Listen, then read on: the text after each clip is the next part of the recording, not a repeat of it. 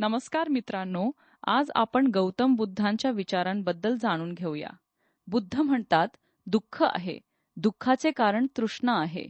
तृष्णेचा अंत झाल्यास दुःख संपते आणि त्यासाठी अष्टांगिक मार्ग आहे. सम्यक दृष्टी, सम्यक संकल्प, सम्यक वाचा, सम्यक कर्म, सम्यक आजीविका, सम्यक प्रयत्न, सम्यक स्मृती आणि सम्यक समाधी. माइंडफुलनेस आणि करुणा जपा. मन शांत ठेवा. सर्वांवर प्रेम करा. बुद्धांच्या शिकवणुकीनुसार जीवन जगा आणि शांती मिळवा. जीवन अनित्य आहे. सर्व काही बदलते. तृष्णा सोडा. करुणा बाळगा.